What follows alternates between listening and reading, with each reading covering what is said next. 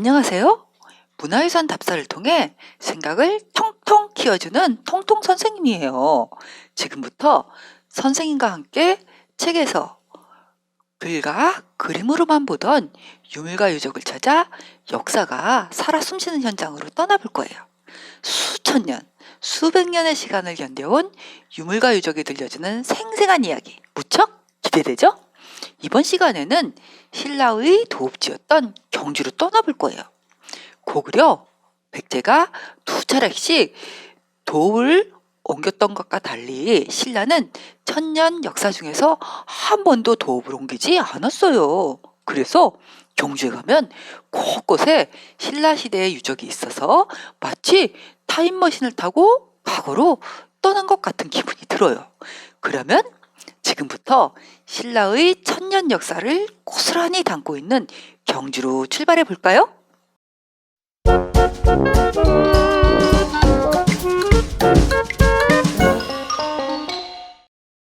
경주의 많은 유적지 중에서 가장 먼저 둘러볼 곳은 이곳 국립경주박물관이에요.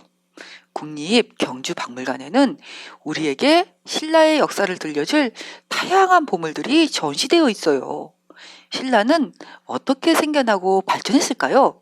지금부터 안으로 들어가 살펴볼까요? 신라는 지금으로부터 약 2300년 전 한반도 남부에 있던 진안 연맹 중 사로국에서 시작되었어요. 진안에는 12개의 나라가 있었는데 사로국은 진안의 다른 나라들을 하나씩 정복해가며 성장해 진안의 우두머리가 되었어요. 사로국이 진안의 우두머리가 될 수 있었던 원동력은 무엇이었을까요? 그 답을 알려주는 유물이 바로 이것이에요. 이 유물은 철로 만든 갑옷이에요. 1600년이란 긴 시간을 견디면서 녹이 슬었지만 다행히도 전체적인 형태가 망가지지 않고 잘 보존되었어요. 이 갑옷은 얇은 철판 여러 장을 못으로 연결해서 만들었어요. 철판 한 장 한 장을 일정한 두께가 되도록 망치로 두드려서 얇게 만든 다음 연결해 이런 갑옷을 만든 것이죠. 그리고 위쪽 부분에는 갑옷이 흘러내리지 않도록 멜빵처럼 고정 장치를 만들었어요. 그런데 철판 하나의 두께가 1mm 정도밖에 되지 않아요. 정말 오랫동안 꼼꼼히 두들겼겠죠? 이러한 갑옷은 많은 돈과 노력을 들여야 만들 수 있기 때문에 아무나 입을 수 없었어요. 그러면 누가 이렇게 귀한 갑옷을 입었을까요? 높은 신분의 사람만 이런 갑옷을 입고 전쟁에 나갔을 거예요. 옆을 보면 사람만 갑옷으로 몸을 보호한 게 아니라 이렇게 말에게도 철로 얼굴 가리개를 만들어 씌워주었어요. 말이 가면 쓰고 있는 것 같죠? 이 말 얼굴 가리개를 통해 우리는 당시 신라에 말을 타고 싸우는 병사가 있었다는 사실을 알 수 있어요.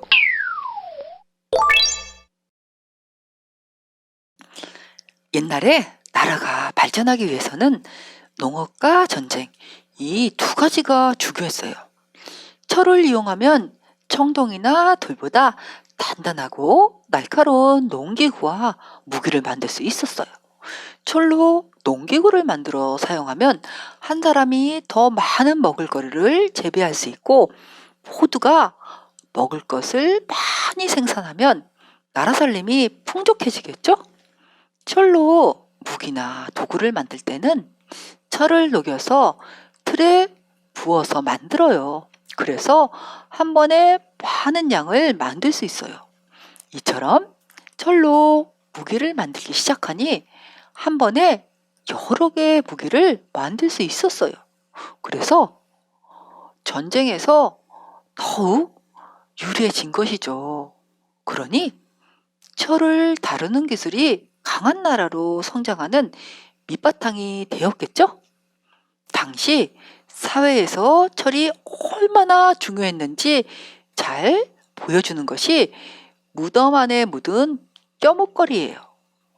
경주에 있는 신라 초기의 널무덤과 덧널무덤에서는 창, 도끼 등 철로 만든 무기와 도구가 많이 발견됐어요.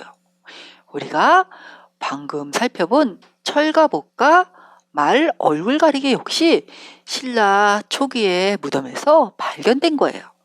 신라가 남긴 유물 중에는 철로 만든 것뿐만 아니라 금으로 만든 허리띠 장식, 금제 간식, 금팔찌 등 금 제품도 많아요. 당시 신라에 금이 얼마나 흔했는지 신라를 찾은 한 아랍인이 신라인들은 집을 금실로 수놓은 천으로 당장하고 밥을 먹을 때는 금으로 만든 그릇을 사용한다. 뿐만 아니라 개의 목줄이나 원숭이의 목태도 금으로 만들 정도로 금이 흔하다라고 말했다고 해요. 또 일본 서기에서는 신라를 가리켜 황금의 나라라고 기록하고 있어요. 황금의 나라 신라의 면모를 잘 보여주는 유물이 바로 여기 전시되어 있어요. 여기를 보면 반짝반짝 빛나는 두 점의 화려한 금관이 있죠. 첫 번째 금관은 금관총이라는 무덤에서 발굴된 것이고, 두 번째 금관은 금령청에서 발굴된 거예요.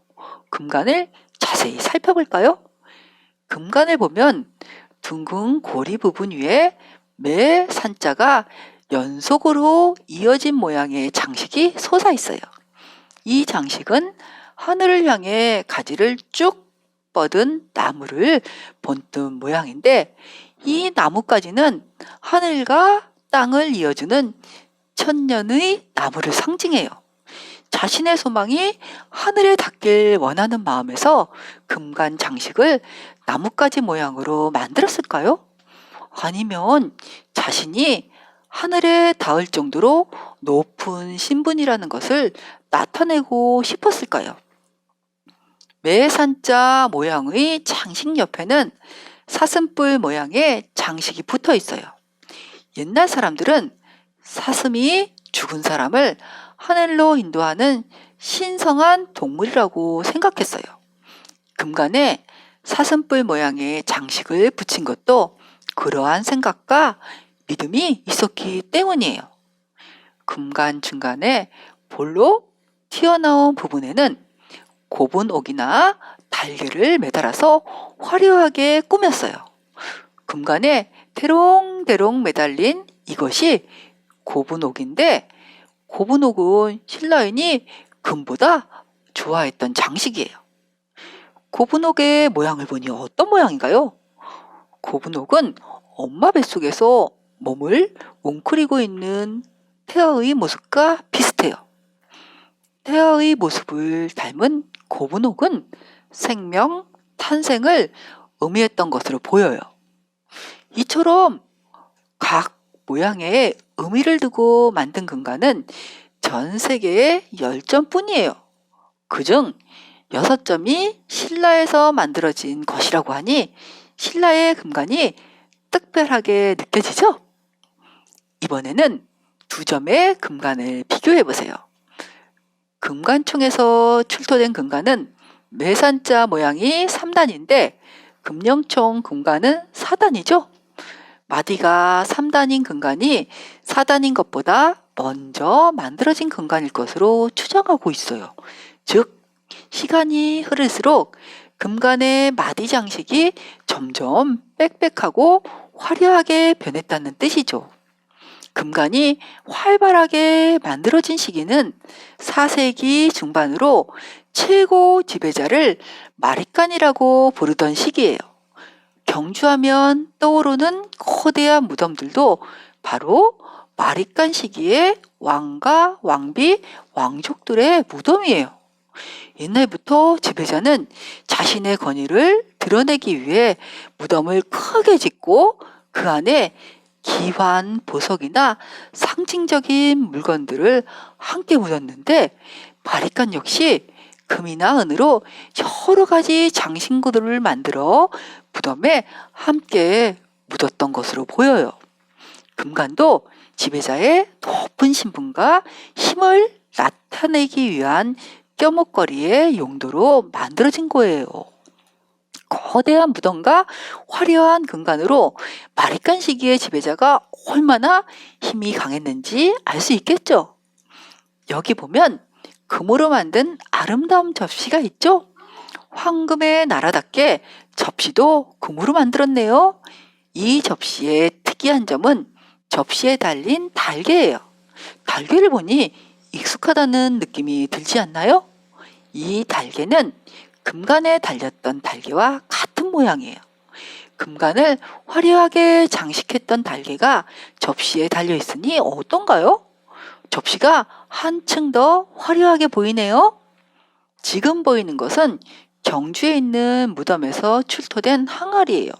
이런 모양의 항아리는 경주 지역에서 많이 나오는데 5, 6세기경 신라에서 만들어졌던 토기 모양이에요. 이렇게 사람이나 동물, 집, 생활용품 등을 본떠 만든 흙 인형을 토우라고 해요. 항아리에 붙은 토우를 자세히 살펴볼까요? 여기 항아리 목 부분에 납작 붙어 있는 것은 무엇일까요? 이것은 개구리예요. 자세히 보니 개구리의 뒷다리를 뱀이 물고 있네요.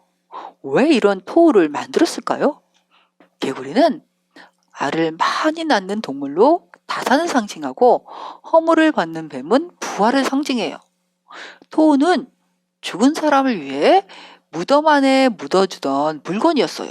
그러니 개구리와 뱀 모양 토우는 죽은 사람이 다음 세계에 부활하여 많은 자식을 낳고 행복하게 살기를 기원하는 마음을 담은 것이죠. 옆에는 새와 거북이, 악기를 연주하는 사람 모습을 나타낸 토우가 붙어 있어요. 악기를 연주하는 사람의 배를 보세요. 배가 볼록 튀어나와 있죠? 뱃속에 아이를 가진 여자가 악기를 연주하는 모습을 토우로 표현한 것인데 새로운 생명의 탄생과 다산의 의미를 지니는 토우예요. 토우를 살펴보니 어떤가요? 하나하나가 살아있는 생명인 듯 생동감 넘치게 표현되어 있죠? 또 인물이나 동물의 얼굴과 자세가 개성 넘치면서도 익살스럽게 표현된 것이 많아요.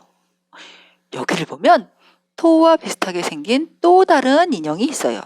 그런데 토우와 느낌이 많이 다르죠? 토우는 익살스럽고 생동감이 넘치게 표현되었는데 이 인형은 토우에 비해 단정하고 격식을 차린 모습이네요. 이것은 토용이라고 부르는 인형인데 순장을 대신해 무덤에 넣어주던 물건이에요.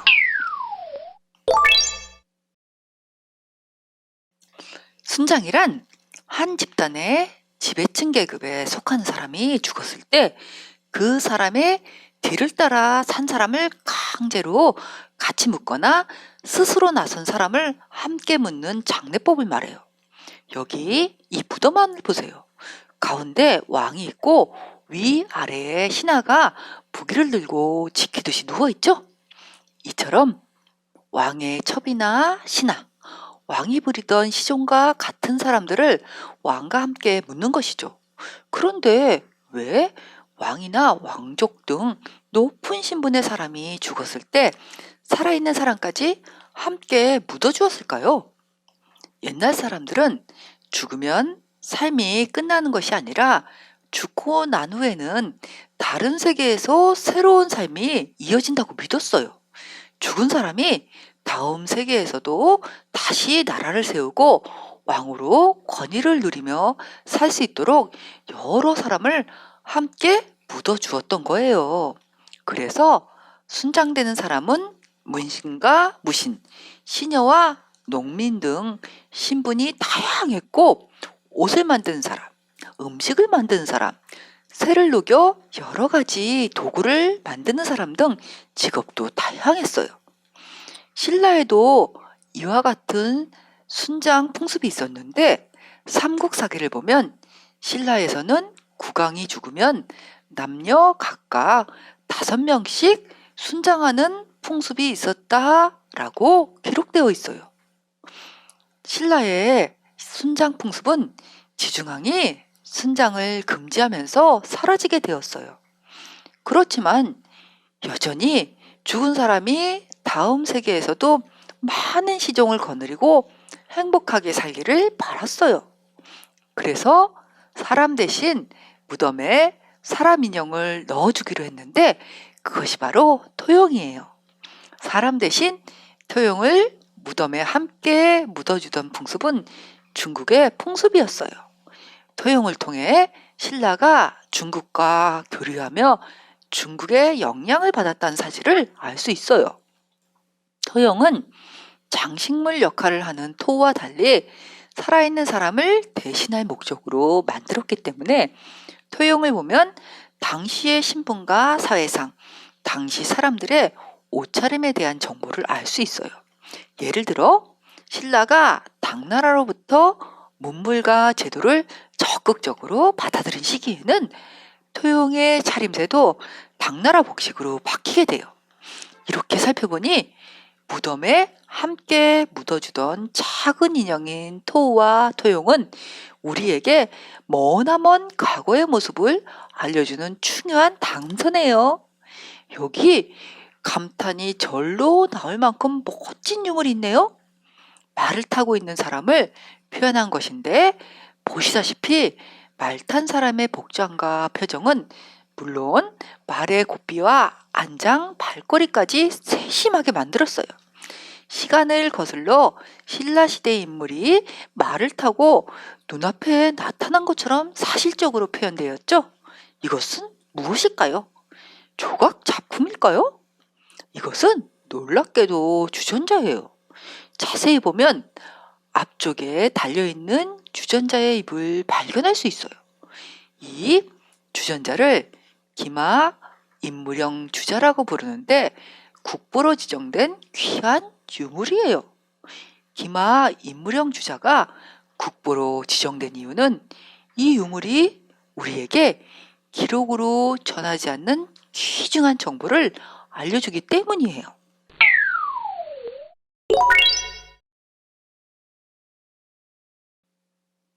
옛날 사람들이 어떤 옷을 입었는지, 어떤 장식품으로 자신을 꾸몄는지 알아내는 일은 어려운 일이에요. 천, 나무 등으로 만든 옷이나 장식품은 시간이 지나면 대부분 썩어 없어져 버리기 때문이죠. 그림으로 전해지는 것도 있지만 종이 역시 시간이 지나면 썩기도 하고 찢어지거나 사라지는 경우가 많아요. 그래서 이 기마 인물형 주자가 귀중한 자료가 되는 거예요. 흙은 썩지도 녹슬지도 않고 그대로 보존되니까요. 말에 탄 사람을 자세히 볼까요? 머리에 고깔 모양의 간을 썼고 갑옷을 입고 있네요.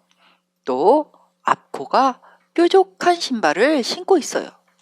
이 사람은 복장이나 말이 입은 마구를 보았을 때 신분이 높은 사람을 표현한 것으로 보여요. 당시 지체 높은 사람들은 이런 복장을 했나 봐요. 또 말 입에는 재갈을 물고 있고 목 부분에는 말 방울을 매달았죠.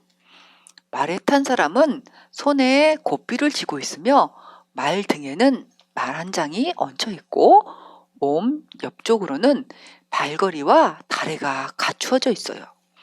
이 주전자를 통해 당시 신라가 이미 말을 다루는데 쓰는 물건을 완벽하게 가지고 있었다는 걸 알 수 있어요. 그런데 말이 좀 이상하게 보이죠? 말이 마치 소처럼 후직하고 통통하게 표현되어 있어요. 통통하게 만들어야 쉽게 균형을 잡을 수 있고 보기에도 안정감 있어 보이거든요. 이 주전자는 금령총이라는 무덤에서 발견되었어요. 주전자가 왜 무덤에서 발견되었을까요? 아마 이 주전자는 일상생활에서 사용할 용도가 아니라 무덤에 시신과 함께 묻는 껴목걸이로 만들어진 것으로 보여요. 신라는 사로국이라고 불리기도 하고 서라벌, 사라, 신로라고 불리기도 했어요. 그러면 신라라는 나라 이름은 언제부터 사용했을까요? 신라는 덕업을 날로 새롭게 하고 사방을 널리 받아들인다라는 뜻으로 지증왕이 정한 이름이에요. 왕이라는 칭호를 사용하기 시작한 것도 지증왕이에요. 또 지증왕은 중국과 직접 교류하여 선진 문물을 받아들이고 사람보다 훨씬 힘센 소를 이용해서 밭을 일구는 우경법을 실시해서 농업을 크게 발전시켰어요. 지증왕 덕분에 신라는 더욱 발전을 이루었고 여러 세력으로 흩어져 있던 권력은 왕에게로 집중되었어요. 이렇게 권력이 왕에게 집중되는 국가를 중앙 집권 국가라고 해요. 지증왕의 뒤를 이은 버풍왕은 법과 제도를 정하고 신라를 강력한 중앙 집권 국가로 만들고자 했어요. 그런데 신라를 강력한 중앙 집권 국가로 만들기 위해서는 백성들의 마음을 똘똘 뭉치게 하는 것이 중요했어요. 백성들의 마음을 모은 데는 어떤 방법이 있을까요? 사람들이 모두 같은 종교를 믿게 된다면 어떨까요? 도읍에서 멀리 떨어진 지방에서도 똑같은 신을 믿게 된다면 나라가 똘똘 뭉치지 않을까요? 그래서 버풍왕은 불교를 국가의 종교로 삼아 백성들의 마음을 하나로 모으려고 했어요.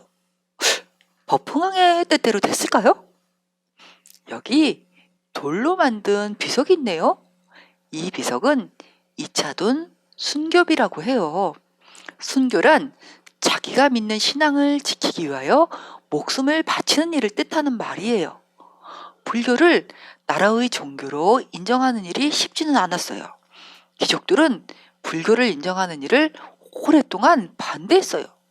모든 백성이 불교를 믿고 부처님을 믿듯이 한 마음으로 왕을 받든다면 왕의 힘은 커질 것이고 지방의 귀족들의 힘은 지금보다 약해질 테니까요.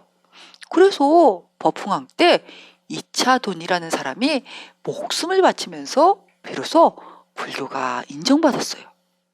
나라 전체가 불교를 받아들일 수 있는 방법을 고민하던 버풍왕에게 이차돈이 찾아왔어요. 그리고 제가 신라에서 옛날부터 제사를 지냈던 청경림의 절을 짓겠습니다. 그러면 신성한 숲을 없애려 한다며 반드시 귀족들이 깜짝 놀라 왕에게 고할 것입니다. 그때 왕께서 제 목을 자르라고 하시면 귀족들이 왕의 강함을 보고 왕을 두려워하며 따르게 될 것입니다. 라고 했어요. 그 다음은 이차돈의 뜻대로 되었어요. 이차돈은 죽기 직전에 이런 말을 남겼어요. 부처님이 신령하다면 내가 죽은 뒤에 반드시 기적이 일어날 것입니다. 그의 말대로 이차돈의 목을 베자 머리는 멀리 날아가고 잘린 목에서는 흰피가 솟아오르고 깜깜해진 하늘에서 꽃이 떨어졌어요. 믿을 수 없는 신비로운 일과 왕의 강함을 본 귀족들은 불교를 믿게 되었지요. 이차돈 순교비를 보면 그때 상황을 글과 그림으로 새겼어요.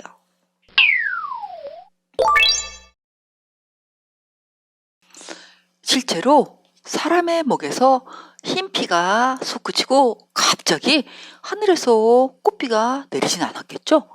그렇다면 왜 이런 이야기를 만들어냈을까요? 버풍왕은 귀족 세력들의 반대를 물리치고 사람들이 불교를 믿게 하기 위해서 이차돈의 순교를 신비롭고 성스러운 이야기로 만들어야 했어요.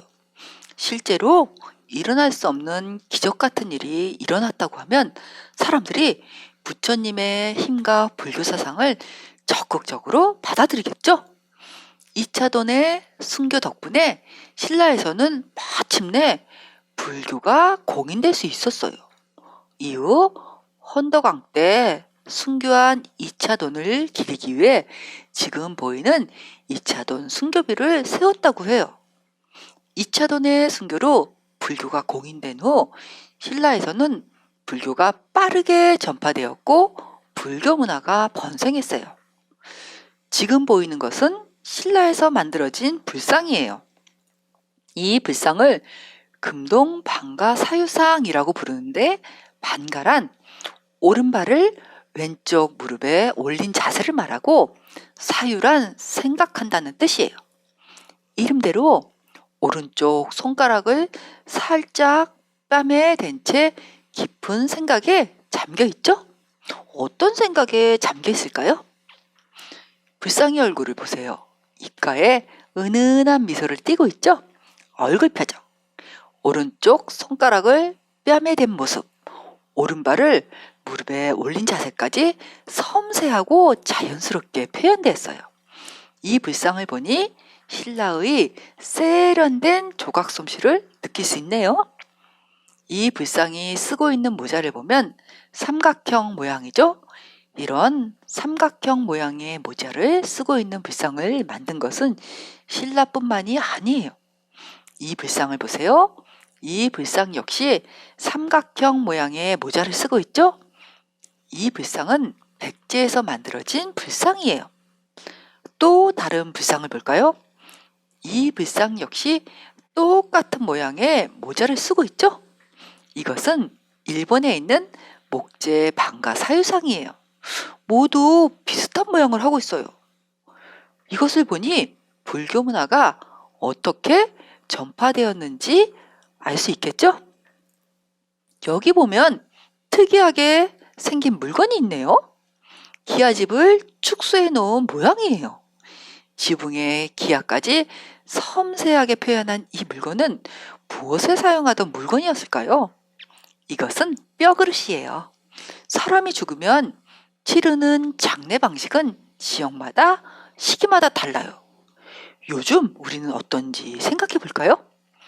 죽은 사람을 땅속에 묻고 무덤을 만들기도 하고, 시신을 불에 태운 후 뼈가루만 납골당에 모시기도 해요. 납골당에 모실 때에는 뼈가루를 항아리에 담아서 모시는데, 그 항아리를 납골함이라고 해요. 지금 보고 있는 집 모양 뼈 그릇은 말하자면 통일신라 시대의 납골함인 것이죠. 시신을 불에 태워 장례 지내는 화장은 불교에서 비롯된 장례 풍습이에요. 법흥왕이 불교를 공인한 뒤 신라에서 불교가 빠르게 전파되었다고 했죠. 통일신라에 이르면 불교식 장례 풍습인 화장이 성행하게 되었어요.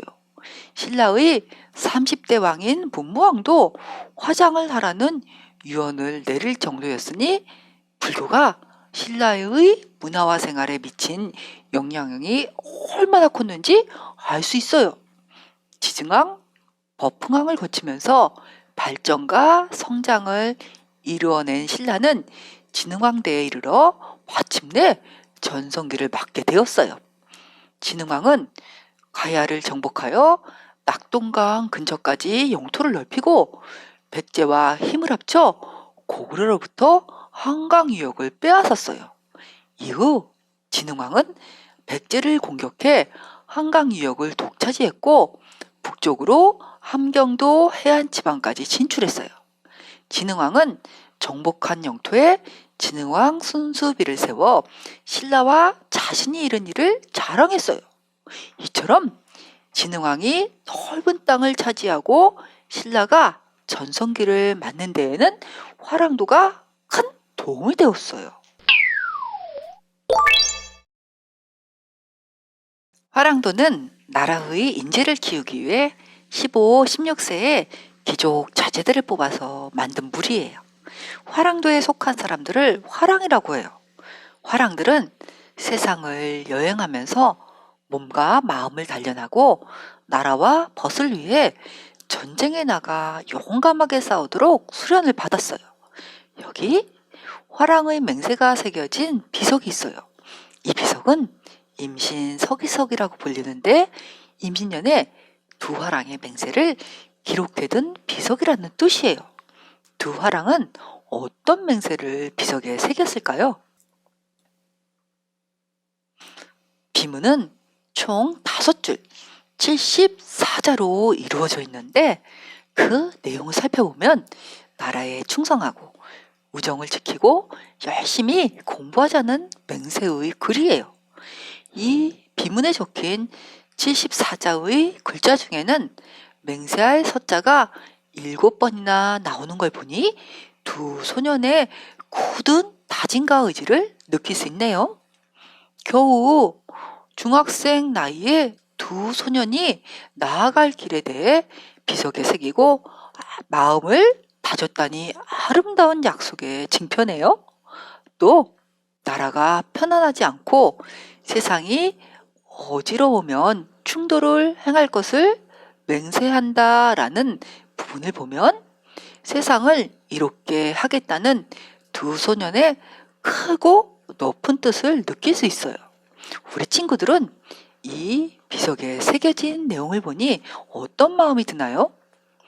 황산벌 전투에서 백제와 용감히 싸운 관창가 신라가 삼국 통일을 이루는데 큰 공을 세운 김유신 장군도 화랑 출신이었어요.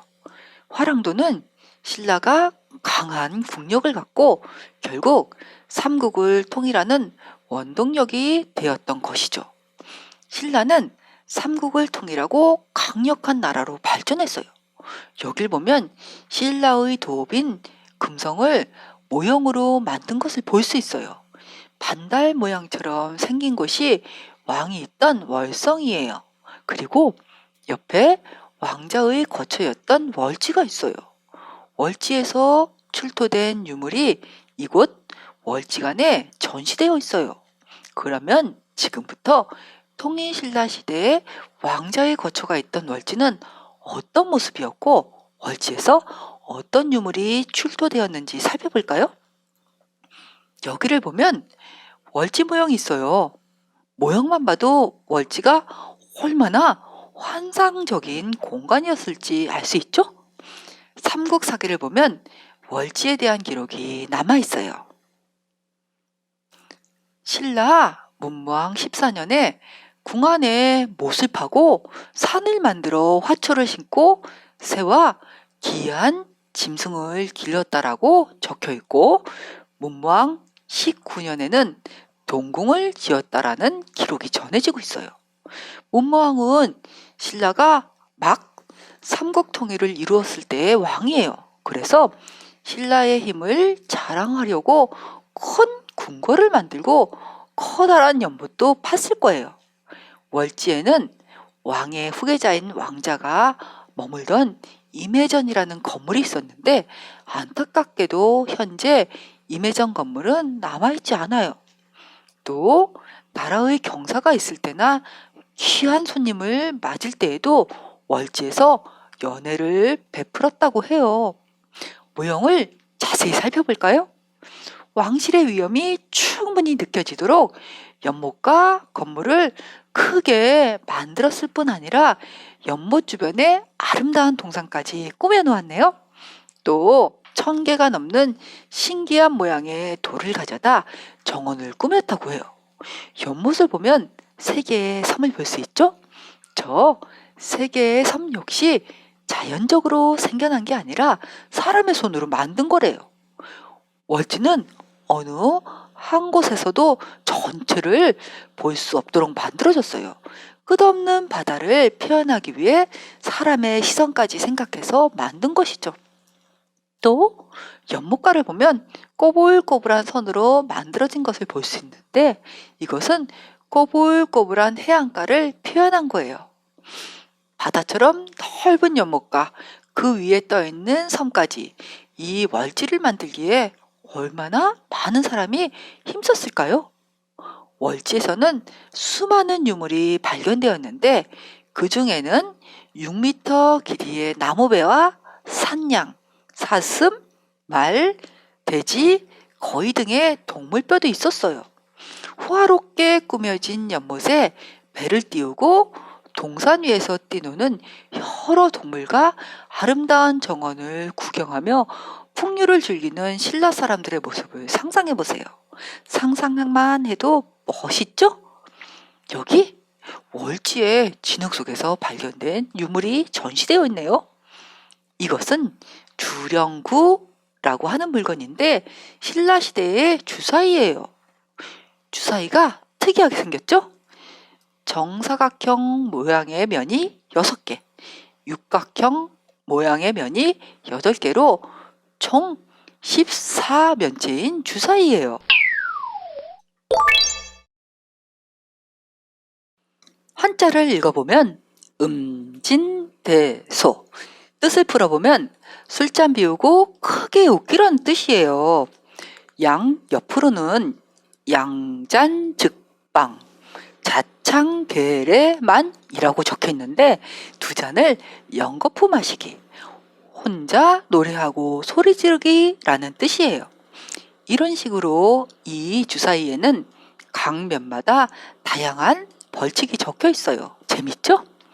이 주사위는 술을 마시면서 풍경과 노래와 춤을 즐기고 즐거움을 나누던 신라 귀족들의 풍류가 담겨 있는 유물이에요.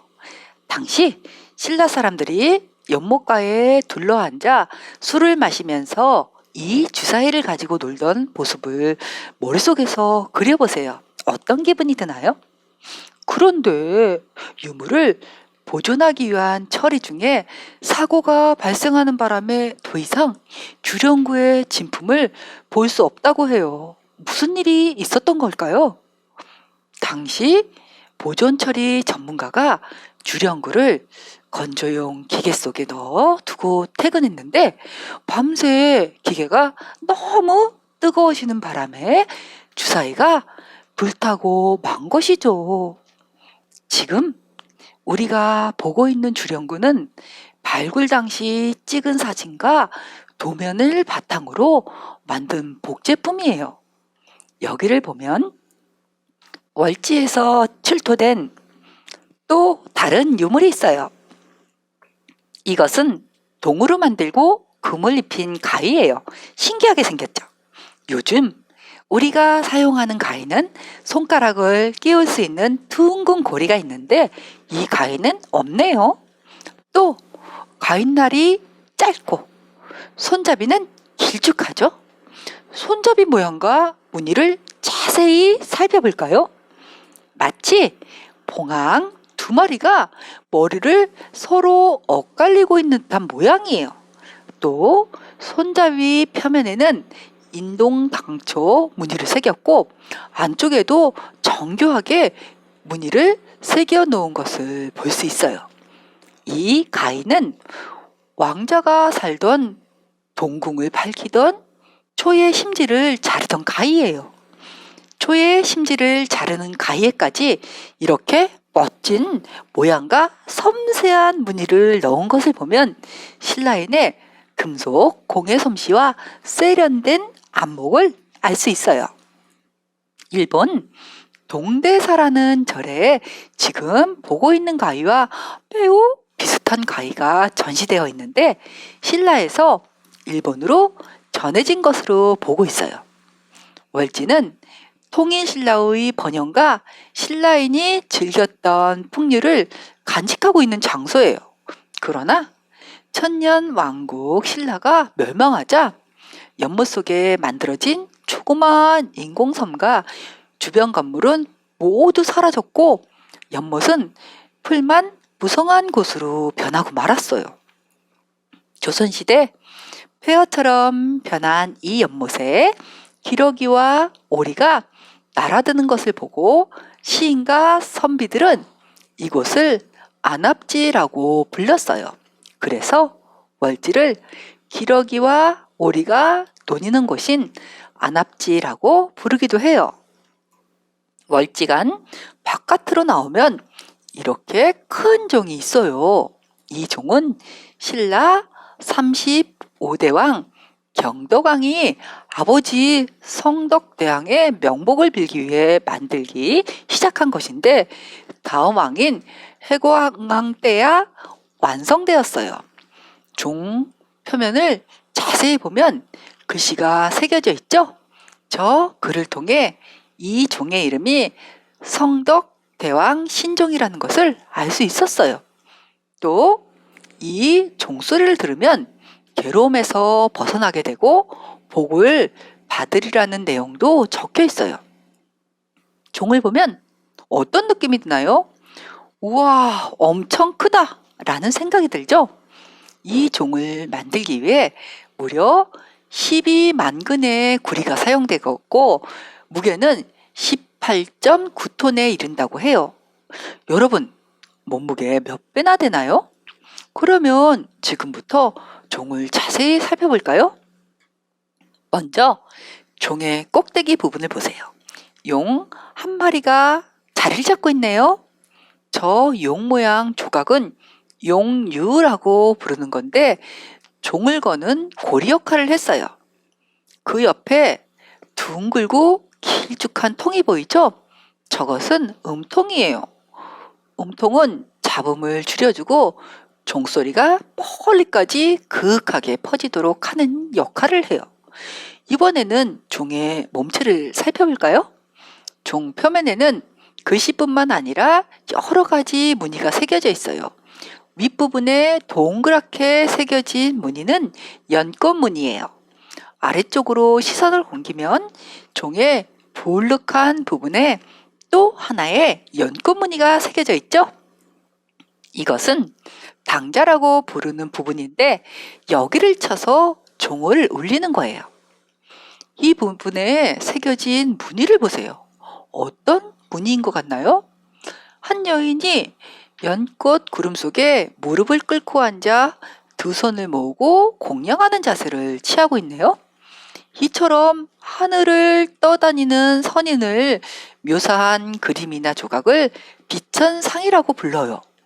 이 종은 정덕왕이 아버지 성덕대왕을 기리기 위해 만든 것이라고 했죠.